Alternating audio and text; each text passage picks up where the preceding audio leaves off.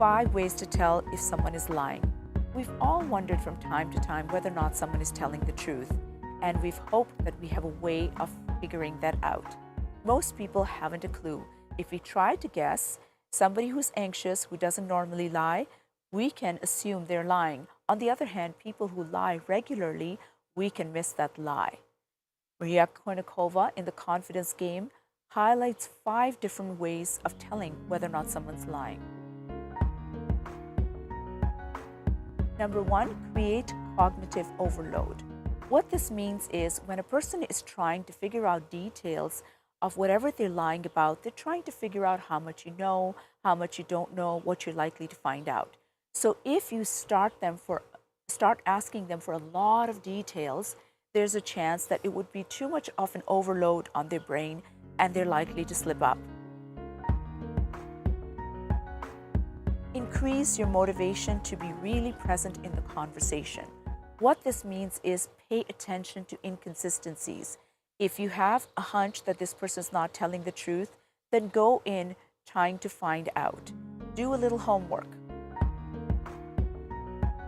Watch your emotions. When we are emotional, we end up using short circuits instead of really thinking things through. So if you are getting emotional, take a few deep breaths, back up a little bit, and really watch those emotions, because that's when you're likely to make a mistake and not catch things.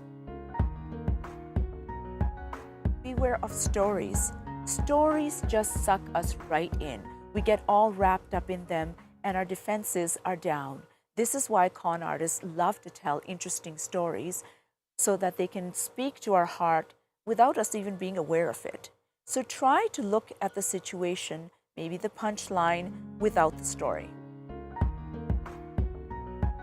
Know thyself.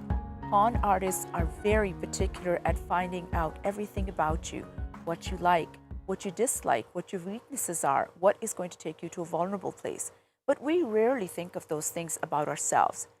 It would be really critical if you want to be on guard, particularly if you're coming across someone where you're not certain that they're being honest, to know all that about you. If you know that and you have more information, which you can easily do, you're not likely to be as vulnerable and therefore not likely to be deceived. If trust is broken, grab a copy of David Reacher's book on trust. Daring to Trust is one of my favorite books on the subject matter. There's a link to it on my website.